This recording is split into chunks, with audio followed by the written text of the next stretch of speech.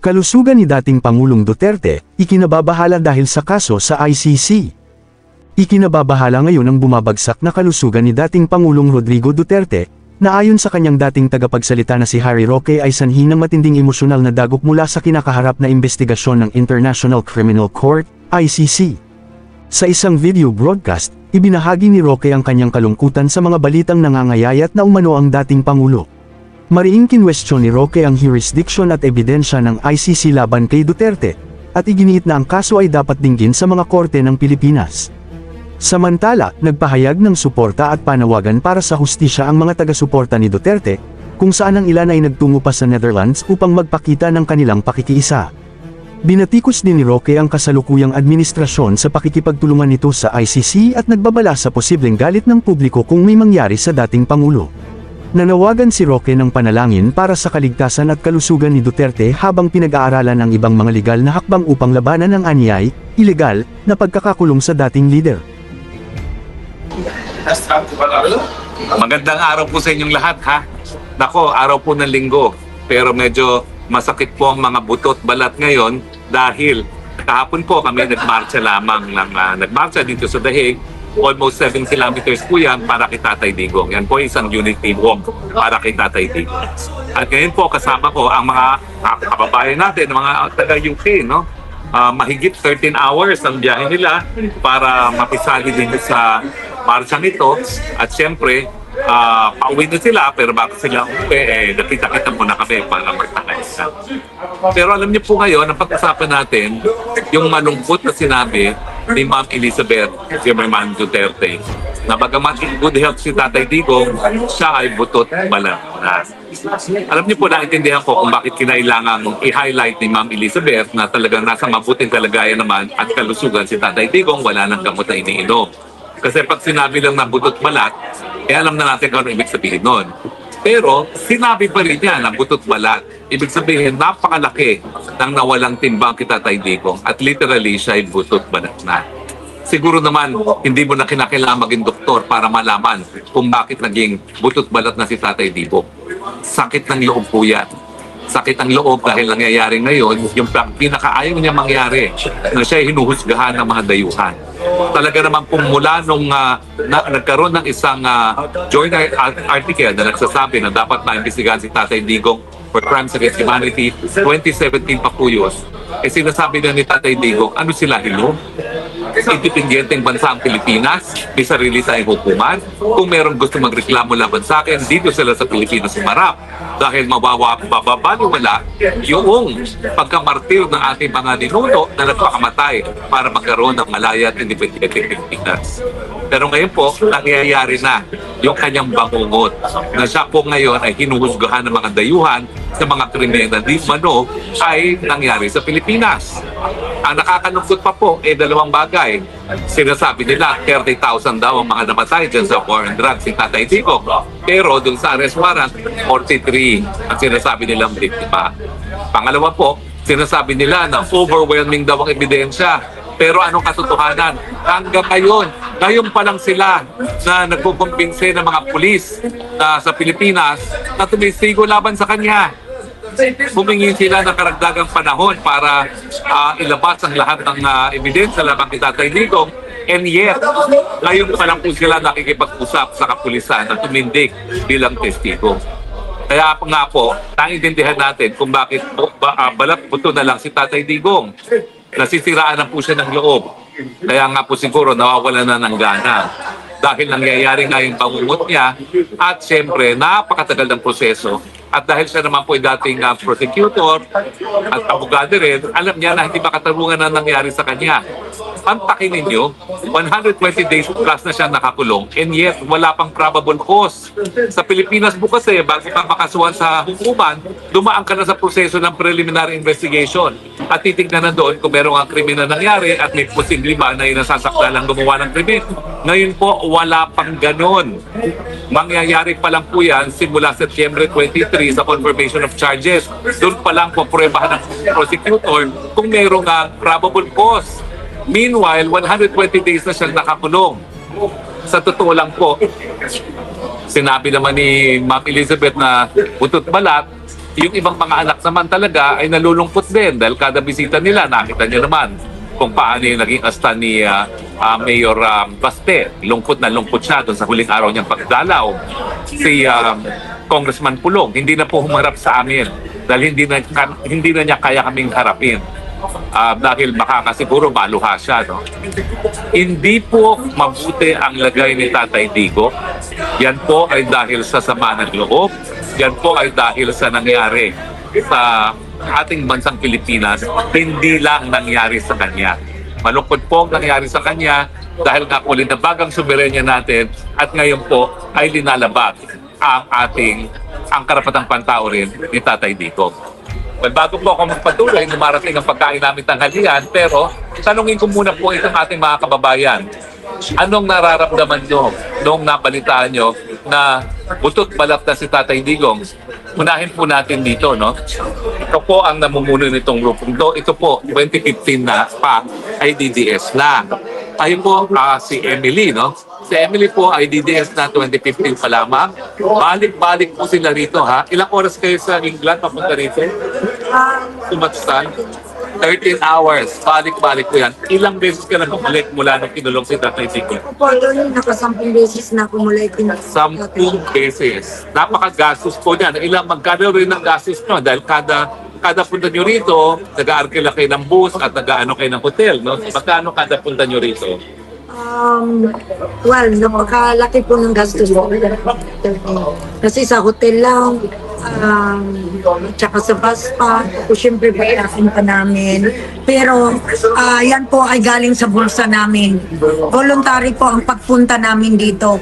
Hindi po namin iniisip ang aming gastos. Ito po ay para kay Tatay Digong. Para ipakita po namin ang buong suporta at pagmamahal po sa ating mahal na Tatay Digong. Kami po ay nalulungkot noong nalaman namin, narinig po namin, attorney, ang live po ni Ma'am Elizabeth na nagsasabi na gano'n na nga po kalagayan ni Tatay Digong. Sakit po sa amin na mga supporter ni Tatay Digong na nagmamahal sa kanya. Ano po ang kalagayan niya? Sana po maparinggan ng ating government ngayon, lalo na sa ating presidente ngayon na si President Marcos. Sana mapakinggan niya ang mga hinaing ng lahat ng mga tao na nagmamahal kay Tatay Digong. Nakauwi na po siya. Yun lang po ang hiling namin. Yun lang po ang pinapanalangin namin, na makauwi po ng matiwasay na maayos si Tatay Digong. Si Tatay Digong po ay 80 years old na. Nasa loob ng ICC Detention Center na dapat wala siya dyan. Ginawa niya na maayos ang Pilipinas. Siya lang po ang nakapagbigay ng maayos na buhay sa ating mga Pilipino sa Pilipinas. Yan po sana ang maisip ng mga tao na gumawa nitong krimen kay Tatay Digong. Biro mo naman, binyahin nila si Tatay Digong, walang passport. It's illegal. Illegal po, attorney, ang pagdala na kay Tatay Digong.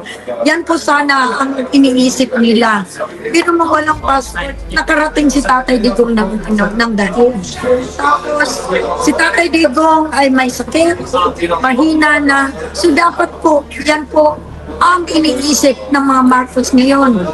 Si Tatay Digong lang po ang nakapalibing sa tatay ninyo. Sana po maisip nyo rin yun. Mahal na mahal namin si Tatay Digong. Maraming salamat sa iyong madamdaming pananalita, no, Emily. Pero alam nyo, ang katunayan niya, ang malungkot, hindi lang nalinabag nga yung karapatang pantao ni Tatay Digong. Pero malungkot, siguro, akala ng mga Marcoses, dahil pinakulong nila si Tatay Digong, magtatagumpay sila sa kanilang kagustuhan na manatili sa pwesto forever. Marcos Part 2, Marcos forever. Pero hoy, Junior, sa tingin mo kung may mangyari kay Tatay Digong sa dahig, dahil sa ginawa mong pangingid na papapunta sa kanya, magtatagal pa kayo? Magdasal ka na tumaba muli si Tatay Digong dahil pag siya'y patuloy na pumayat at may mangyari sa kanya, tapos na ang inyong pamilya. Kung nung una, kayo'y nakapunta pa ng Hawaii, baka hindi na kayo makaalis ng Pilipinas at magharumintado na ang Pilipino. Hindi ko sinasabi na gawin yan ng ating mga kapwa Pilipino. Pero hindi po imposible yan. Batuhin na kayo ng mga taong bayan pag minangyari kay Tatay Digong dito sa Dahig. Mali kayo kung sa akala ninyo na wala ng problema sa inyo sa pamamagitan ng pagkikidnap nyo papunta ng Dahig si Tatay Digong. Pag minangyari, pangungot yan sa inyong lahat at sa mga henerasyon na darating ng Marcos. Hindi kayo patatawarin ng sambayan ng Pilipino. Tandaan nyo yan. Mag-aral ka ng kasaysayan. Paano naging katapusan ni Muammar Gaddafi sa Libya?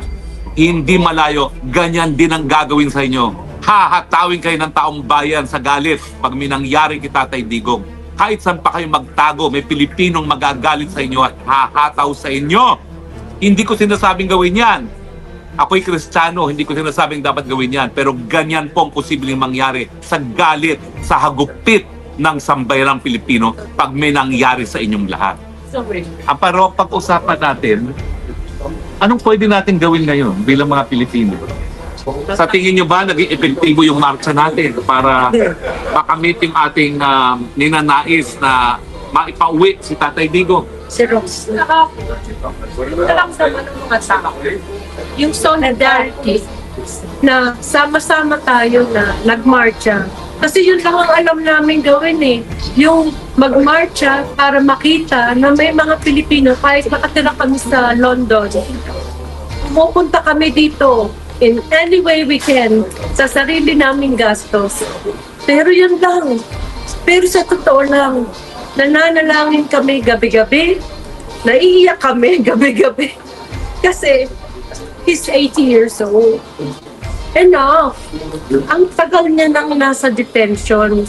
Kung may kailangang magdesisyon ng ICC, kailangan pati sila.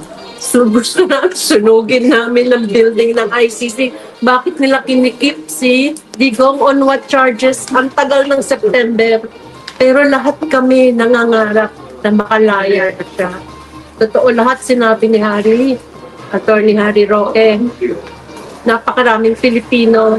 Yung iba hindi makarating dito because of some reasons. Pero ang dami namin kilala, magkakaroon uli ng sigalot pag may nangyari kay Tatay. Yes. Yun lang masasabi ko. Malinaw po ang aming sinasabi na di po namin iniinganyo gumamit ng dahas ng taong bayan. Pero sinasabi namin na patutuhanan. Kung sa tingin nyo na wala ang problema dahil nawala sa Pilipinas si Tatay Digong, kapag may nangyari, mas malaki ang problema ninyo. Dahil ngayon pa lang, nanarayan ng Tatay Digong na nakapulong, buong mundo, alam na kung gano'ng kamahal si Tatay Digong. At ngayong naririnig namin na butot balat na siya, hindi po namin matanggap yan. Dahil alam po namin na ang Pilipinas naging mas maunlad, mas mapayapa, at ang mga Pilipino, taas ulo ngayon na sila ay Pilipino dahil kay Tatay Digong. Hindi po kami sumasamba kay Tatay Digong dahil sa kanyang pagkatao. Ginagalang po namin siya at binibigyan pugay dahil sa liderato na pinakita niya. Hanggang ngayon po, matapos siya maging presidente, matapos maging kongresista, mayor, nakatira sa bahay Kalapati sa Davao. Hindi ko po talaga akalain na magkakaroon ng isang leader na hindi magpapasasa sa posisyon. Pero yan po ang Tatay Digong. At yan po dahil ako bakit mahal na mahal ng taong bayan si Tatay Digong. Kayo po, sino pa pong gusto magsalita? Ma'am, ano pa po ang gusto niyo pang gawin? Kanino pa umiiyak yan eh? Kanina pa umiyak. Sige po. Kami po from London, nung una namin pong malaman na si Tatay Digong ay na illegally kidnap, sobrang lungkot po namin. That's why, kasi nakatutok po kami nung March 11 po eh. Yung March 11 po, nakatatak na po sa utak namin yung ginawa nilang pambabastos kay PRRD na dati nating presidente. Pati yung pambabastos niya sa pamilya na walang nakikinig sa mga pakiusap nila habang kinikidnap siya. So, nung marinig po namin yun sa UK, nag-usap-usap po kami talaga na kailangan namin makarating straight away. Kaya after March 11, pumunta po kami ng Den Haag ng March 23 para maibigay po namin yung suporta namin kay PRRD from UK. March 11, na-meet namin si VP Sara, sila Spokesari, Senator Robin. And then after that, para nagpahinga lang kami ng 5 days sa UK, balik na naman kami ng birthday ni Tatay Digong noong March 28. Kasi gusto namin na, kahit hindi namin nakakita si Tatay Digong personally, andun yung support namin. So from then on, like me personally, 5 times na ako nakarating sa Den Haag. With our own money, time and effort just to show our support. And also we do prayer every day para si Tatay Digong. Nandun pa rin yung kanyang strong spirit na someday, hopefully, makuha niya yung tunay na hustisya niya. Kahit alam natin na ginigipit siya ng ating sariling gobyerno sa Pilipinas. So hopefully, maraming makinig sa kanya. Kahit yung mga taga-ICC, maging patas naman sila sa gagawin nilang judgment sa kanya. At saka gusto rin namin maipakita, gusto rin namin, i-dadasal namin na yung mga nag-a-akso sa kanya, ng mga kanyang mga kasalanan, sana maisip naman nila kung talaga bang may kasalanan si Tatay Digong sa kanila or kasi 'di ba alam naman natin na marami diyan na impluwensyahan lang kasalita sila na hindi naman totoo. So sana mag-speak up din sila kung sino yung mga tunay na natulungan ng legacy ni PRRD against drugs, illegal drugs. Alam natin maraming naging taong natulungan, naging matino dahil sa mga project ni PRRD. So, sobra kaming nalulungkot dahil bakit ngayon bumabalik sa yata yung kwento. But anyway, we can only offer our prayer for PRRD at saka sa family niya. Sana kung gaano kami katatag sa aming suporta, sana mga pamilya niya, Ma'am Hanilet, si Ma'am Elizabeth, mga anak si VP Sara, Kompolong and Mayor Baste, and Kitty, sana maging matatag pa rin sila hanggang sa dulo. Katulad ni Spokesari na palaging nandyan for PRRD, gano'n din kami. Lalaban tayo hanggang dulo. Duterte pa rin, Pilipinas, Duterte pa rin. Thank you. Salamat po. Alam niyo po, tinatanong ko kung meron pa akong apat na ginawa para maibsan itong kadurusa ni Tatay Digong. Napaka-frustrating po sa akin. Ako yung kauna-unahang Pilipino na nakapasok sa roster ng ICC List of Lawyers, pero hindi ko po siya madepensahan dahil ako mismo hinabol ng mga bangak dyan sa bansa. Ang hearing ko nga po sa 15, kauna-unahang hearing. Hindi na po ako kumuha ng abogado, ako nagtatayong abogado para sa akin sarili. At isang pampers box na po ebidensya ko sumiti ko. Malungkot po kasi kung hindi naman ako hinabol ng mga walangyang, mga pagkagsumalakadang, siguro nga nagugol ko yung aking karanasan bilang abogado para matulungan si Tatay Digong. Pero kinakailangan po ng remedyo. At ako po'y nalulungkot na sabihin na parang wala na tayong remedyo makukuha sa ICC. Bakit? Ang ICC po ngayon, ang pinaglalaban, yung manatili sila bilang isang hukuman. Dahil bukod po kay Tatay Digong, wala na silang linilitis na kaso. At yung pagpupulong ng mga bansa na miyembro ng ICC, tinatawag na Assembly of State Parties, pinag-usapan na kung dapat magpatuloy ang ICC dahil wala naman sila mga huling mga akusado. Kaya tumantuwa talaga sila nung ang bangat administrasyon ni Marcos ang siya pang nag-surrender kay Tatay Digong na hindi pa humihingi ng kooperasyon ang ICC sa pamamagitan niya ng kidnapping. So ako palagi ko tinatanong, meron pa ba ako nagawa? Ang problema po, hindi ako pamilya. Hindi ako nagdidesisyon. Kailangan tanggapin lang po ang desisyon nila. All I can say is recommend. At ngayon po, recommend ko, kinakailangan na po ng ibang remedyo.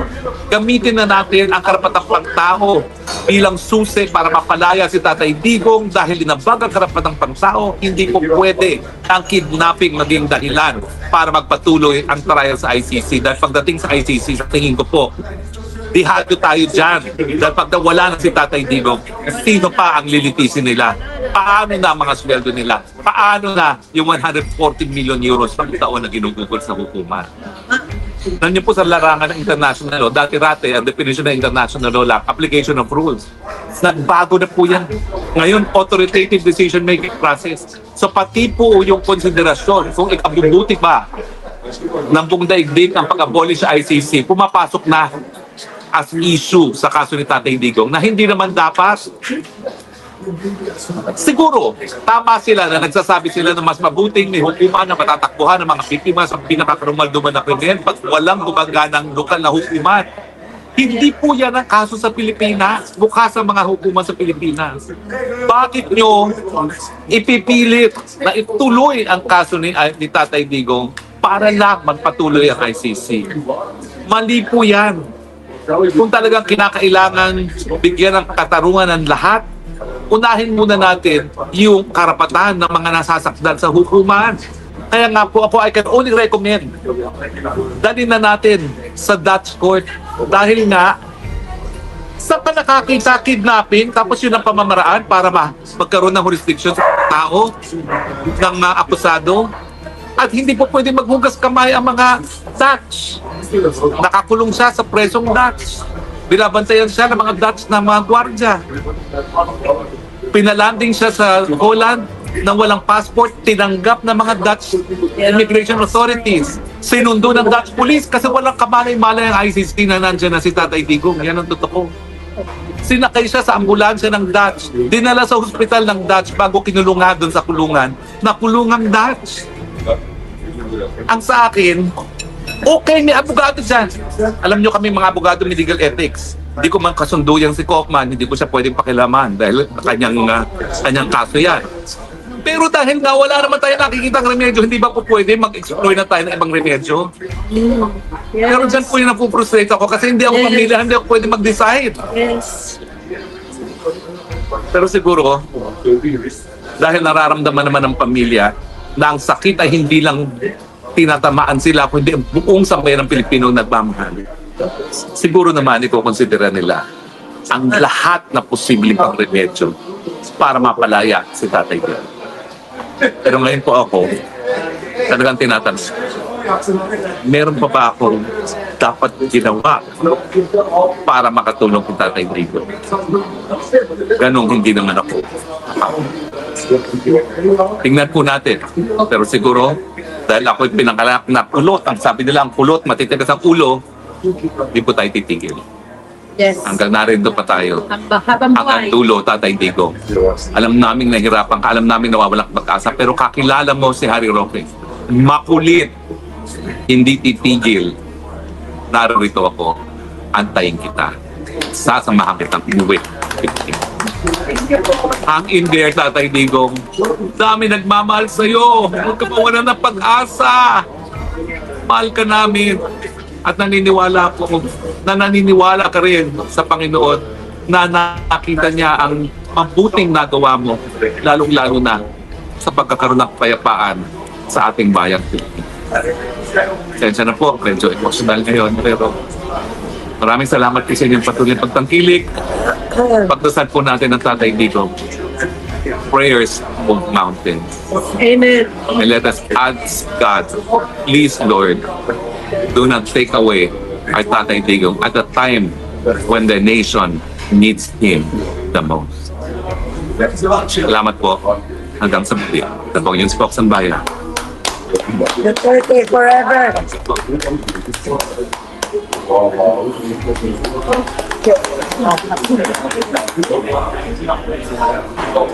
Hey.